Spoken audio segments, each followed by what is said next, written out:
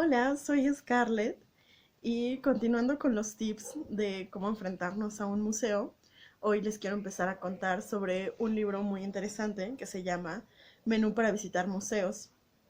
Es un libro que pueden encontrar fácilmente en la red y que sirve tanto para las personas que visitamos museos como las personas que creamos estos espacios o que trabajamos en estos espacios. Y viene una serie de tips, así que yo he seleccionado algunos que voy a dividir en 3 videos sobre los pasos que nos sugieren en este libro. Y bueno, lo primero es que cuando entremos al museo pensemos en cómo es el espacio eh, y que los elementos que tiene este espacio nos están evocando cosas. Por ejemplo, si yo pienso en uno de mis museos favoritos, es muy frío, es un espacio muy frío porque tiene mucho mármol y el mármol es un material frío. Es muy alto y entonces yo me siento como pequeña y cuando entro a la sala siempre son muy silenciosas. Empezar a pensar en todas las cosas que están a nuestro alrededor que propician que tengamos cierta actitud ante las piezas o no. Y de ahí, algo que señala en el libro, pero que también hemos hablado mucho mis compañeros y yo, es que no tienen que enfocarse en todas las piezas, no tienen que hacer estos ejercicios con todas las piezas porque sería muy cansado. Entonces les sugiero que vean de reojo la sala y se acerquen a una que les llame la atención. Y sea esa donde hagan este ejercicio. Y así como nos preguntamos sobre el museo, hay que preguntarnos en la pieza qué hay ahí, qué es lo que podemos identificar, qué es lo que no. En este caso, yo he elegido esta pieza, que es un bodegón de Arrieta.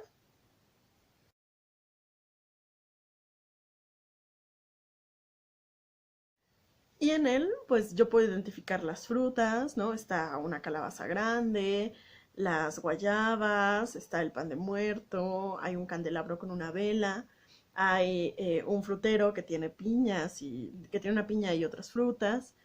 No identifico de qué son las botellas ni lo que está adelante de la calabaza. Y entonces, ya que tengo identificadas como qué es lo que hay ahí, sé que están en una mesa, que está oscuro, entonces pensar qué es lo que nos hace sentir esa pieza, qué sentidos nos evoca.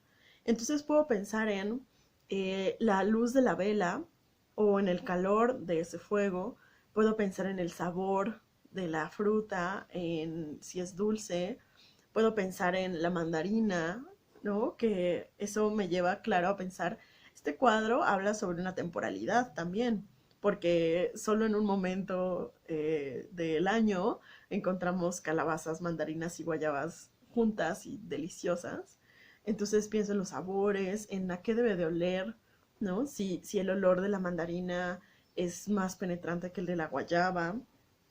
Em, y luego hay que pensar en esa pieza sobre qué cosas encuentro ahí que también puedo encontrar en mi casa o en mi calle o en la ciudad.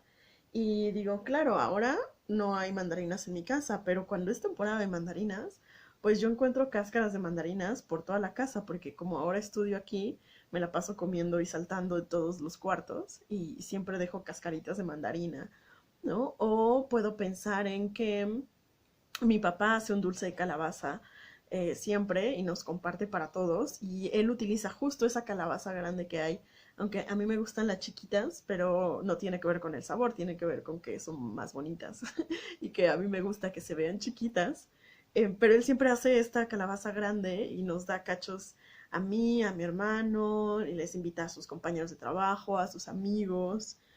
Y puedo pensar también que no necesariamente el dulce de calabaza, pero sí la fruta con ese tipo de cocción la encuentro siempre en el mercado de Jamaica, ¿no? O en casi cualquier mercado siempre hay un puesto que tiene estos dulces. Y entonces yo empiezo a relacionar justo esa pieza con mi cotidiano, con lo que tengo a la mano, con lo que me pasa. O también puedo decir como, no, pues la verdad es que yo nunca he visto, no sé, ese tipo de candelabros, ¿no? Yo no tengo un candelabro así. Y nunca he visto uno en vivo, siempre los veo en las imágenes, en las pinturas antiguas. pero nunca he visto a alguien que tenga un candelabro de ese tipo. Pero sí tengo velas, por ejemplo, en mi casa siempre hay velas por aquello de que se pueda ir la luz y tengamos que iluminarnos con velas. Y entonces empezar a relacionar estos elementos con lo que sí tenemos, con lo que no tenemos, con lo que conocemos, y reconocer qué es lo que nos evoca a partir de lo que sí conocemos. Luego, siempre es bueno, a veces, pero por lo general es bueno acercarnos a la ficha técnica y ver qué información nos ofrece y si podemos identificar toda esa información. En este caso, por ejemplo, preguntarnos si reconocemos que es un bodegón y si no, es el momento perfecto para acercarnos a alguien del museo y preguntar qué es. No, y en este caso, pues los bodegones existen desde siempre y son estas mesas donde colocas las cosas que vas a comer o las cosas que tienes. Hay bodegones que son de cristalería, hay bodegones que son de vajillas y es una cosa, según mi interpretación, claro, como de presumir lo que hay y entonces puedes presumir las frutas de tu región o puedes presumir tu juego de cristalería precioso.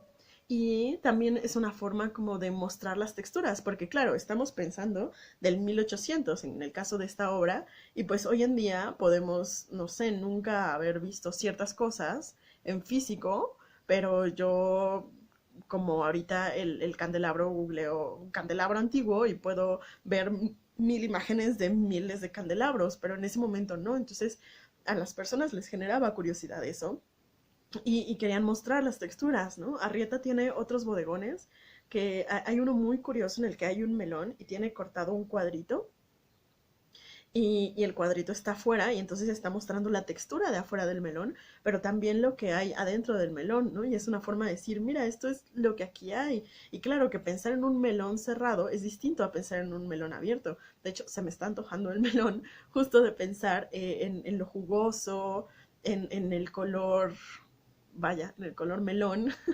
de la fruta. Y bueno, sí, de eso van un poco los bodegones. Y luego también podemos pensar en alguna historia sobre la pieza. Por ejemplo, en el caso de esta, yo claro identifico que se trata de una época muy clara, que es la de noviembre, y entonces pienso que pusieron el pan de muerto y pusieron frutas y pusieron, porque los pusieron haciendo una ofrenda a alguien que le gustaba mucho, pero hubo alguien que no resistió más y que empezó a agarrar la mandarina y ya se le iba a comer, ya la había empezado a pelar y alguien lo cachó y le dijo como, no, tienes que dejar ahí la mandarina y entonces tuvo que dejarla ahí medio comer. O también puedo pensar que han pasado unos días después de Día de Muertos, pero que la ofrenda sigue ahí y entonces alguien dijo, bueno, ya voy a agarrar la mandarina, aunque esté chupada por el muerto. Em, y también preguntarnos como, ¿por qué la pieza está ahí? ¿No? En este caso, pues yo seleccioné una pieza de internet donde no existe una curaduría como tal, o sí, sería una cuestión para platicar. Em, pero ¿qué lugar está ocupando en el museo? ¿Qué otras piezas hay alrededor? ¿Y cómo es que puedo conectar estas otras piezas, ¿no? ¿Qué relaciones encuentro entre esta y las que se encuentran a los lados, las que se encuentran en otra sala? ¿Por qué creen que están en otra sala? ¿No? Empezar a pensar en el sentido que tuvo la persona que hizo la curaduría de este espacio. También ya que vimos las otras piezas o que echamos un ojo a otras piezas, pensar en por qué esta me llamó la atención, ¿no? En este caso, pues yo busqué así, bodegones de Arrieta en internet y entonces empecé a buscar y me llamó la atención el del melón, me llamó la atención otro que conozco porque lo he visto en vivo en el Museo de Casa del Risco, pero dije, claro, el pan de muerto. El pan de muerto es una de mis comidas favoritas en este mundo, es mi pan favorito y yo si pudiera comer pan de muerto todos los días sería así la persona más feliz del mundo y entonces, claro, me llamó la atención porque me encantan esas fechas, porque me gusta ese pan, porque mi papá hace el dulce de calabaza, porque a mí me encanta la guayaba y me encanta que mi casa huela a guayabas cuando hay en la cocina. Y entonces digo, claro, lo que me conectó con esto fue mi gusto por la época que está retratando, en este caso Arrieta. Y empezar a evocar estos recuerdos y dejar que nos sucedan, ¿no? Dejar que de repente ya no se trate solo de hablar de la pieza, sino empezar a hablar de no sé, que a mi papá siempre le gusta cocinar y cuando cocina algo muy rico le encanta compartirlo con todos sus amigos y hacer que la pieza ya no se trate de esta cosa solemne del siglo XIX y del gran pintor, sino empezar a relacionarla con que a mi papá le encanta hacer comida y que a lo mejor mi papá si viera otros bodegones diría, esa es la receta para preparar, no sé, conejo. Yo la verdad es que no identifico las recetas de Arrieta porque pues soy una cocinera muy contemporánea, ¿no? Que hace costras de arroz y así, en vez de arroz quemado, guiño, guiño. Eh, y también podemos buscar si hay alguna otra información. Que este cuadro yo creo debió ser pintado como 1820, algo así. 1825, Arrieta estaba en la academia. Sí, por ahí sí. 1800, digamos, del 20 al 30. Y entonces me pregunto, ¿qué sé sobre esas fechas? ¿No? Llevábamos nada de ser un país independiente. Se estaba conformando, intentando conformar una identidad porque el país estaba naciendo, ¿no? Pensar en que Arrieta estaba presumiendo lo que hay en su entidad. Arrieta es un pintor poblano, ¿no? Entonces pensar en que, claro, la cocina de Puebla es los chiles en nogada, Dios mío. Eh, y que todas estas, que por cierto también son del siglo XIX, los chiles en nogada, pero empezar a pensar en los sabores que había en la época, en la necesidad de representar esos sabores, en la identidad, ¿no? En todo lo que empieza a reflejar ese cuadro, ¿no? Y en especial el que he escogido, ¿no? Que habla del pan de muerto, de la tradición de una ofrenda, de la importancia que tienen los colores, las mandarinas, el olor de la guayaba, los dulces, el resto de las frutas y que todo esto está construyendo, empezando a construir una identidad y entonces lo empiezo a relacionar con, claro, o sea, en el siglo XIX ya pensaban que el ser mexicano implicaba una tradición en noviembre y yo no puedo pensar hoy en día el ser mexicano sin relacionarlo con el Día de Muertos, ¿no? Porque es mi fecha favorita en esta vida, pero además porque es una tradición que ha perdurado y que además se ha adaptado a los distintos contextos y tiempos, ¿no? Desde entonces y hasta ahora. Otra cosa interesante para preguntarnos sería cómo fungiría este objeto en su época. ¿Dónde lo pondrían? ¿Quién lo tendría? ¿Quién lo mandaría a pedir y por qué? Entonces Arrieta solo pintaba muchos de estos bodegones como para mostrar eso, o a lo mejor realmente a la gente le gustaban mucho sus pinturas y decía, yo quiero tener uno de esos en mi casa, ¿no? Y entonces, ¿dónde lo pondría ese señor en su casa? ¿Lo pondría en la cocina, arriba, en el comedor? ¿Dónde alguien podría un cuadro así? Y luego, claro, pensar cómo funciona en su época, pero también cómo podría funcionar en la mía. Si yo tuviera esa pintura, ¿dónde la pondría? ¿No? Yo creo que yo no la pondría en mi cuarto, yo sí la pondría en el comedor, como en grande, ¿no? Justo al lado de la mesa para que se nos antoje un poco la comida. Probablemente en Día de Muertos la acercaría más a mi ofrenda, hacia donde pongo mi ofrenda. No sé si la pondría en la cocina, ¿no? Y luego empezar a pensar como qué funciones tendría y qué elementos de nuestra actualidad podrían asimilarse a eso.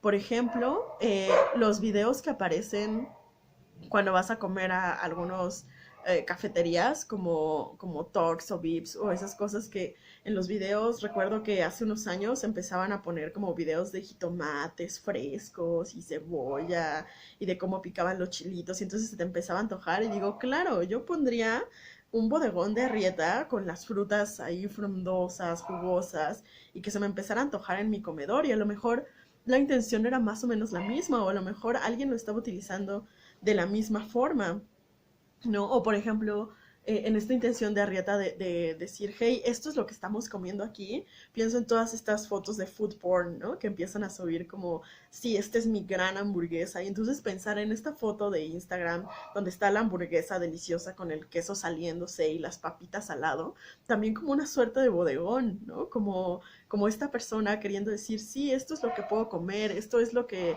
disfruto, esto de alguna forma es lo que también me constituye.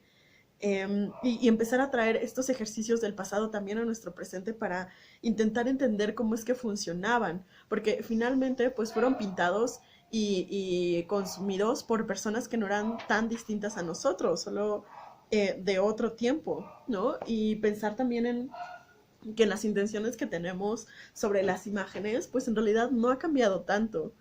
que el museo podemos pensarlo como el gran Instagram de las cosas, ¿no? Las colecciones finalmente son objetos que a alguien le pareció que debíamos guardarlos. Y nuestros Instagrams son de alguna forma también eso. Estamos haciendo una curaduría de las imágenes que nos parecen importantes en nuestra vida. Y entonces, no sé, en mi Instagram subo muchas fotos de perritos porque es lo más importante para mí demostrarles a la gente. Y a lo mejor Arrieta decía, no, los perritos no son lo mío es mostrarles lo que ceno todos los días. Y empezar a conectar con las piezas así, de una forma que sea a través de nosotros y nuestras experiencias y lo que nos provocan, ayuda a conocer y a empezar a reconocer cosas sobre las personas que pintaban esas piezas y sobre las historias que podrían contarnos. Y para ello realmente no necesitamos ser historiadores del arte ni saber mucho, solo atrevernos a conectar con ellas y a preguntar. Nunca tengan miedo de preguntar y créanme que la gente de museos estamos maravillados cuando nos preguntan cosas y cuando podemos compartir lo que sabemos. Y hasta aquí este video y el siguiente seguiremos hablando de cómo enfrentar a las piezas.